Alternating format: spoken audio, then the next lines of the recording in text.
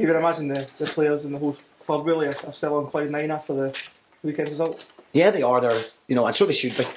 For a club our size to, get into the final, beat the team that's second in the table, beat the team that's third in the table, and to get in the final, we've earned the right to play the team that's first in the table at this moment in time. So we're all very, very happy, but also cautious not to get too carried away with things. Our focus now very much turns to Dundee.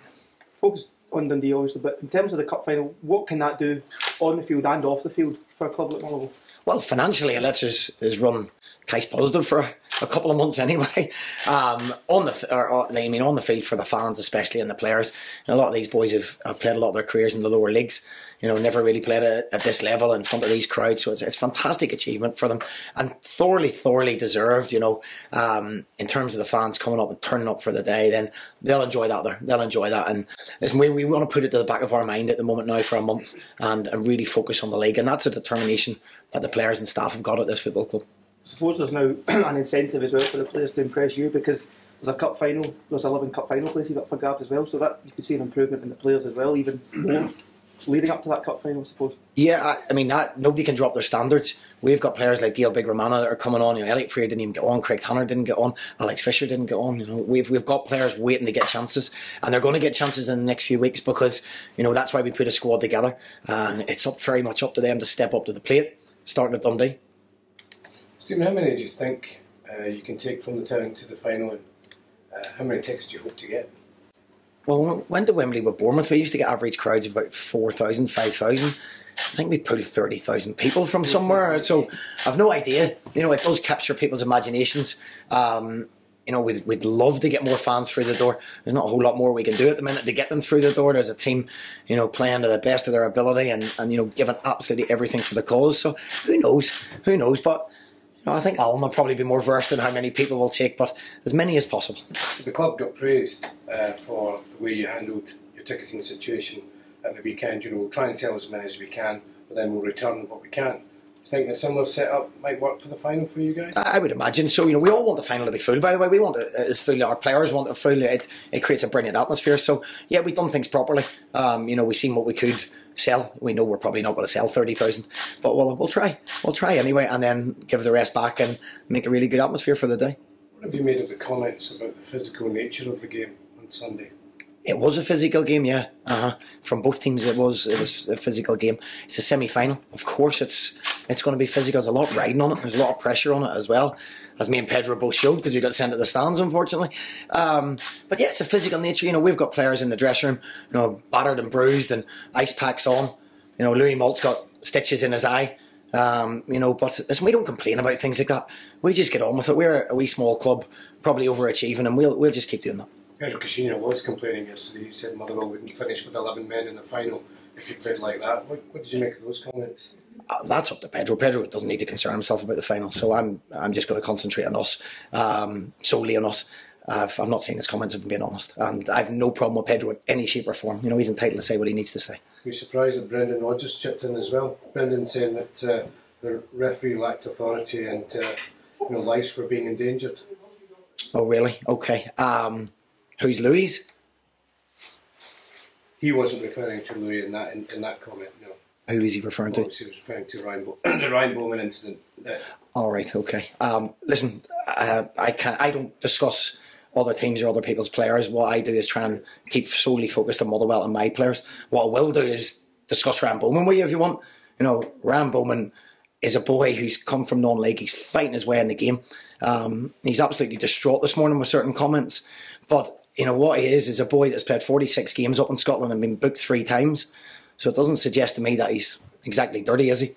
If we compare other strikers in the league who've been booked twice as much over the same time frame, over a 5-year span in Bowie's career, he's been booked, I believe, 9 times.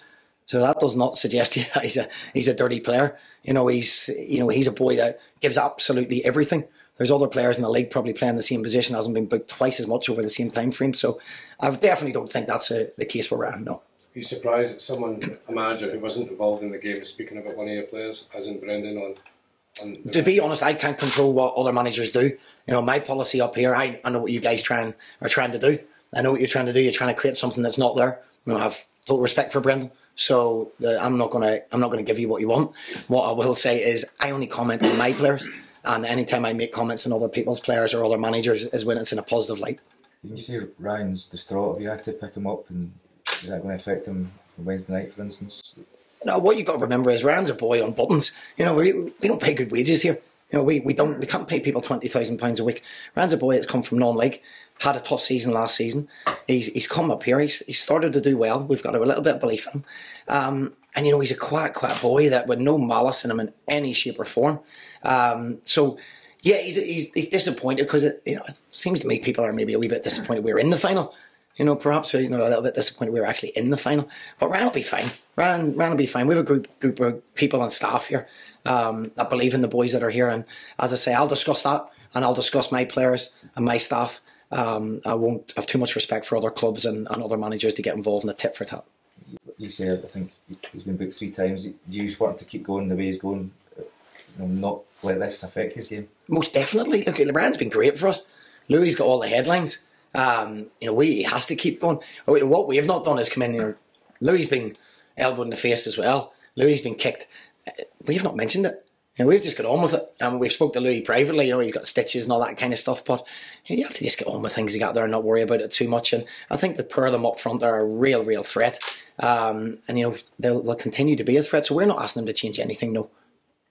Stephen, are you given the impression that Ryan is distraught because he, in your opinion and everyone else's opinion at the club here, that he's being unfairly tagged as a dirty player when he isn't?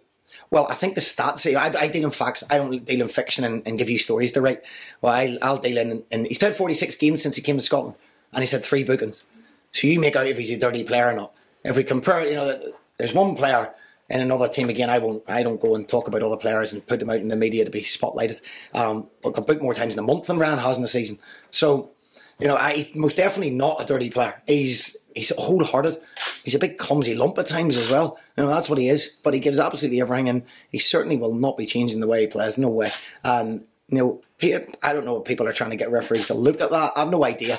But what they have to do is deal in the facts. Deal in the facts. As a team, we've got 7 teams that have committed more fouls than us. 7 teams in the league have committed more fouls than us. So we're not a dirty team. If we compare us to Rangers, I'm comparing us to Rangers because we played them.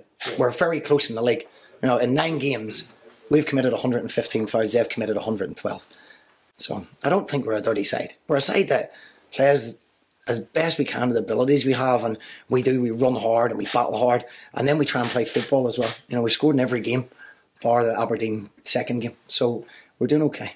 I think you'd hear by today, I think. Is that right? If the SFA's compliance officer is going to issue a notice of complaint to either Ryan or indeed Bruno Alves, for instance, with Louis Moult, would you be disappointed if Ryan's pulled up for that? I would be disappointed, yeah. The decision's taken on the day. I can't control a game, what other people do or say. I'm waiting for one for myself as well, I have to be honest. So hopefully the postman's been here early this morning and we can all know what's going on. But I'd be surprised and obviously very, very disappointed. There's other cards and appeals and people being looked at that have not been, there's been no retrospective action in any shape or form. So I'd be disappointed if Little Motherwell got that taken out in them as well. Ask you on Sunday, Stephen, do you think you're building something special here? Just how well you've progressed, 7 wins out of 9, touching distance within Rangers, knocked out Rangers. Turnaround of players of 17 in the summer. How have you managed to make them hit the ground running when other teams would struggle to do that in a short space of time? Because I tried it once at Oldham and failed. That's probably why. I had a crack at that and it didn't quite work.